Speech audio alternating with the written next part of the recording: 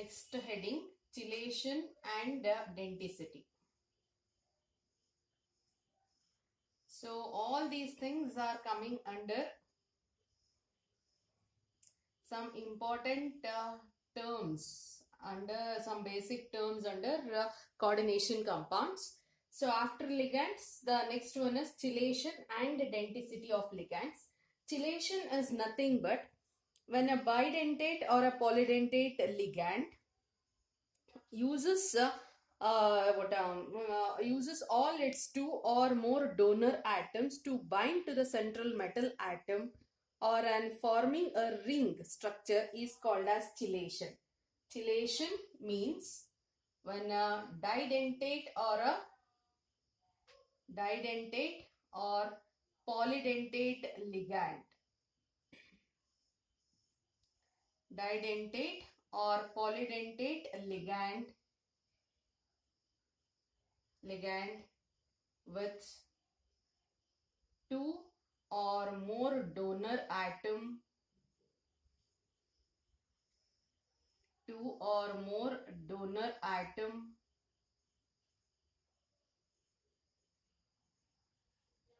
forming a ring structure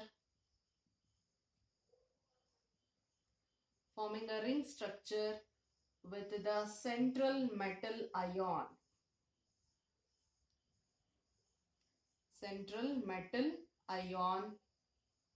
or atom.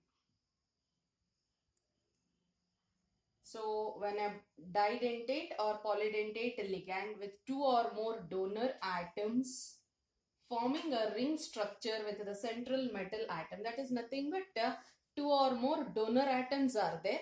They are ligating, they are coordinating with the central metal atom. When they are coordinating with the central metal atom, it forms a ring structure there.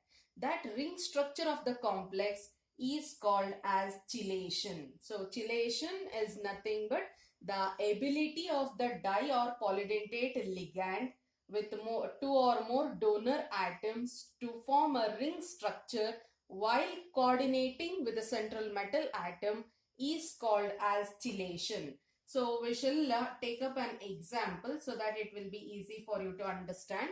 So a bidentate ligand, we have studied many bidentate ligands. Oxalate, oxalato, the name comes as oxalato, or the common name is oxalate ion. So we have a ethylene diamine, we have EDTA. So EDTA either -3 or -4. So both are polydentate. -3 is pentadentate and -4 is hexadentate. So we'll take up one of the example here.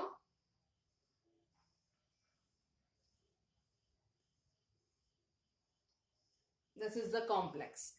So copper is bonded to ethylene diamine. Two ethylene diamine molecules are there and with an positive charge.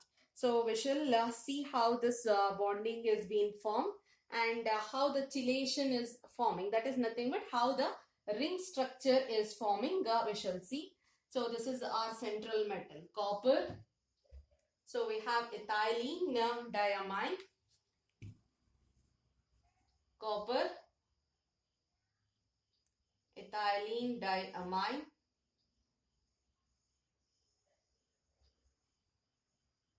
NH2, NH2. This is one molecule of ethylene diamine. So one more molecule we shall write this side, NH2, CH2, CH2, and it is NH2. This is what ethylene diamine is. So nitrogen will be donating a pair of electrons. This nitrogen is also donating a pair of electrons. This side, this nitrogen, and this side, this nitrogen. So this is what the four coordinate bonds have been formed. A bidentate ligand. So through two nitrogen atoms, it is donating a pair. Each will be donating a pair of electron and forming a coordinate bond here. So this is one EN and this is another EN. So it is ligating through the two nitrogen atoms and forming two bonds here. So the complex as a whole, we can write it like this, and it is positive charge. The square bracket, if there is no charge on the complex, we need not to write the square bracket here. If there is a charge on the complex, so we need to show that charge.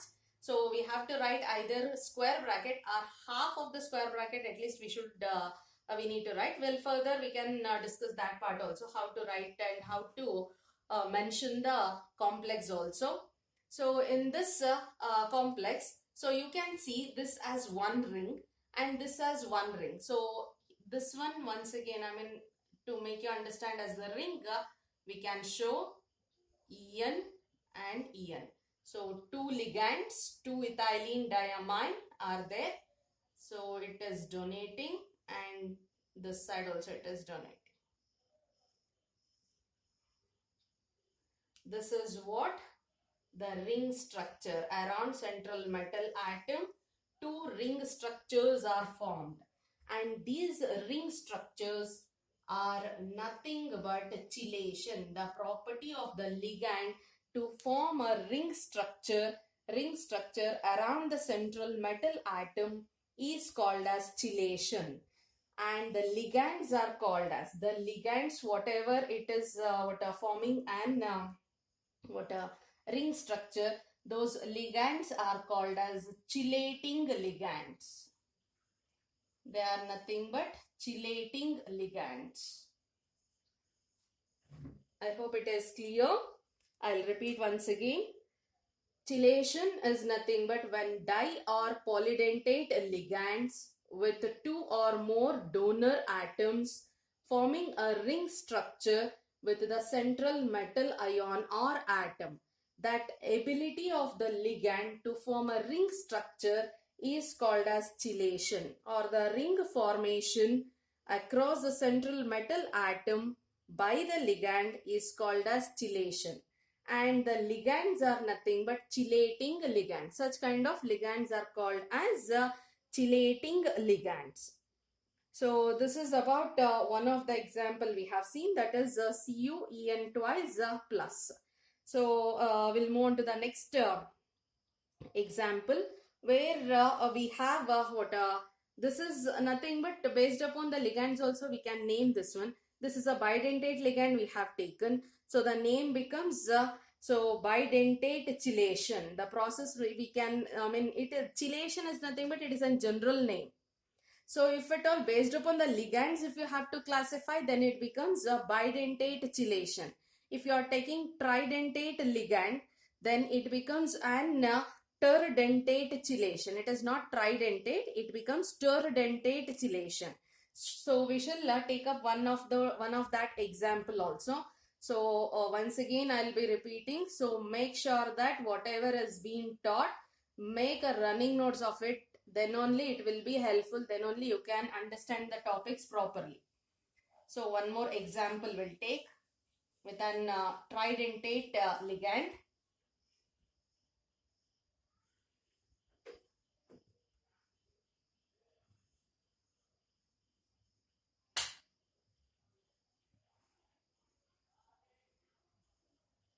So this is an example.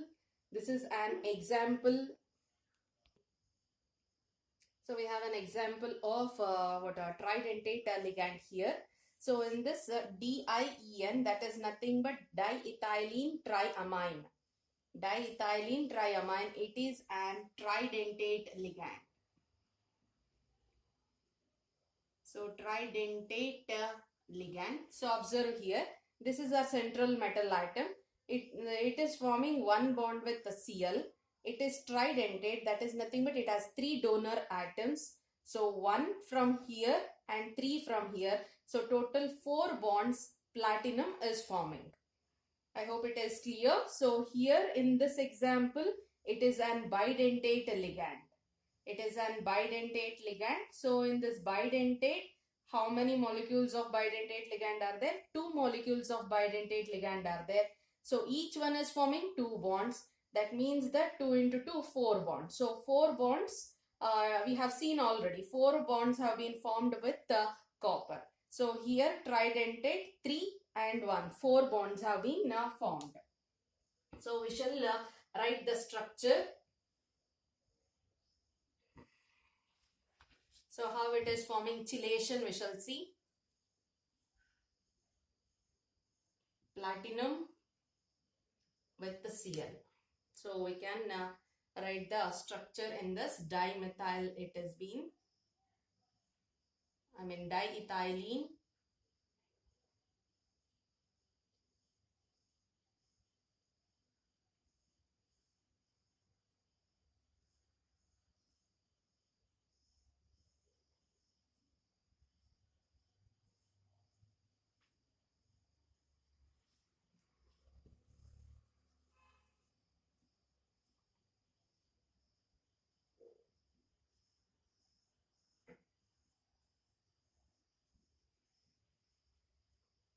So this is our compound. So you can observe diethylene triamine. So that is our that is our ligand, diethylene. So 2 ethylene groups and triamine, 3 nitrogen or 3 amine groups are present. So this will be ligating like this. This will be ligating like this. This will be ligating like this. So 1, 2, 3, 4. 4 donor atoms. 3 from one ligand and 1 as a Cl. So tridentate ligand. You can also, if at all, if you are considering tetradentate, so one ligand, it will be ligating to a central metal atom through 4 coordinates bond. It will be forming. So 4 coordinate bond, we can also write that in that way also. So if at all, if it is seen. So here it is plus once again. I said so either you can write in this way. Either you can write full bracket, full square bracket like this, or you can just show a symbol of square bracket and you can write a positive charge. This is also fine. So on the complex there is a positive charge it is going to indicate. So if at all, if this compound is concerned, platinum, so we have one bond like this and this. So this is forming one ring structure here. This is once again forming one more ring structure here. These ring structures are nothing but chelation, and the ligand is nothing but chelating ligand. So the property of an bidentate or a polydentate ligand with 2 or more donor atoms to form through the coordinate bond, it is forming an ring structure around the central metal atom, and that is called as a chelation. And the ligands are nothing but chelating ligands. So this is about the chelation here, and we have some why it is required, for what reason we are studying this one. We shall see that one also. Before that, one more thing, that is denticity. So denticity is nothing but, so a ligand, it is denticity of a ligand here. So denticity is nothing but how many coordinate bond a ligand can form. The number of coordinating or ligating groups. The number of coordinating or ligating groups it has. Coordinating or ligating groups are present in a ligand.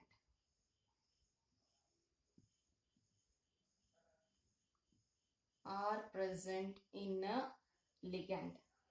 So through which it is coordinating to the central metal atom. So we can continue. Is called the denticity of a ligand. Denticity of a ligand. So that is nothing but number of coordinating or ligating groups, number of donor atoms. So in turn we can write number of donor atoms. Number of donor atoms, or we can also write it as number of coordinate bond. A ligate, how many coordinate bond it can form with the central metal atom, that is called as denticity of a ligand. So number of coordinating or ligating groups. So we can see here it is an bidentate ligand That means that each EN, that is nothing but ethylene diamine, one molecule of ethylene diamine can form two coordinating bonds with the copper. That is nothing but it has two donor atoms, two nitrogen as the donor atom. Likewise, one more. So that is nothing but diethylene triamine. So in this diethylene triamine, it has three donor atoms or three coordinating or three ligating groups are there. Three ligating groups or three donor atoms are there. So through three donor atoms, it is forming three coordinate bonds. So the denticity of this ligand is 3. So a ligand, how many number of donor atoms it has, or how many number of coordinate bond it can form with the central metal atom. So that is nothing but denticity of the ligand. That's what we have studied like monodentate, bidentate, polydentate and all. So that indicates, that itself indicates the denticity of the ligand here. Some important characteristics of chelates. Already we have discussed chelation. So why it is important and what are the characteristics of this one, we shall see now. So chelating ligand form more stable complexes than monodentate ligands. This is called chelating effect. This is very, very important. So in one of the competitive question, four complexes being given. So in that three were with only monodentate ligand, and the fourth one was with the bidentate ligand. So their bidentate ligand is forming a ring structure around the central metal atom, because of which it is more stable in nature. So chelating ligand form more. Chelating ligand is nothing but bidentate or polydentate ligands, which forms the ring structure around the central metal atom, form more stable complexes than the monodentate ligand. So if at all, if the complex is with only monodentate ligand, then it is going to form like this. So to break these bonds are very, very easier. If at all, if it is a ring structure like this, then the complex forms a more stable complex, because breaking the bonds with the ring structure is difficult. So that effect is called as chelating effect. So ligand with the chelating ability, or which shows chelation, is forms more stable complexes than the monodentate ligand. That is the first characteristic of chelates, or first important property of chelation. Next, greater the denticity of the ligand, more stable is the complex formed. That is nothing but denticity. Already we have discussed denticity is nothing but the number of coordinating bonds formed by the ligand with the central metal atom, or so the number of donor atoms the ligand is having, or number of ligating groups the what a ligate is having, or through the number of donor atoms it is ligating through the central metal atom, and that number is called as denticity. So already we have discussed, we have seen monodentate ligand is forming less stable complex than the chelating. Chelating in the sense, either it may be bidentate or it may be polydentate. So in monodentate the denticity is 1, and in bidentate or in polydentate the denticity is so denticity of the ligand. So greater the denticity of the ligand, more stable. That is nothing but bidentate or polydentate. So it is being compared with the monodentate ligand. So than monodentate ligand, bidentate or polydentate ligands, whatever it is, it will be forming the more stable complexes. Next one, ligands with the larger groups form unstable rings than the ligands with the smaller groups due to the steric hindrance.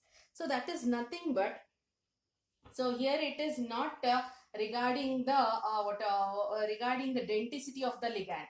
It is regarding the ligands or the size of the ligands here. If the denticity is same, if the denticity is same, Then, so ligands with the larger groups. So ligands with larger groups here. So if the denticity is the same, denticity remains the same, but the size of the ligand is, so let us consider this is, so this is one of the ligand where the size of the ligand is very, very small. It is an bidentate ligand. In the same way, in another example,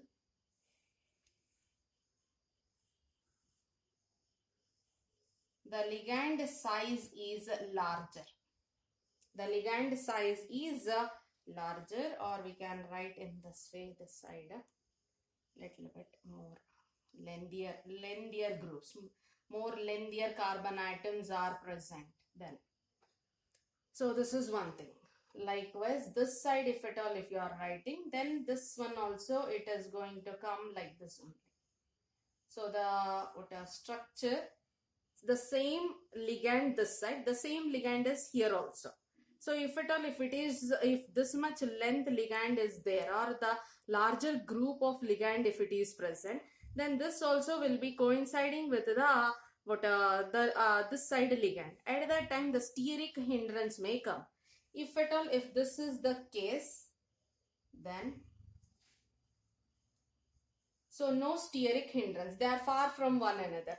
I hope you remember what is steric hindrance. Steric hindrance is nothing but it is the molecules will be very close to one another, which causes the bond strain, which causes the strain in the bonds. So here they are far. The smaller molecules, the bonds are very far from one another.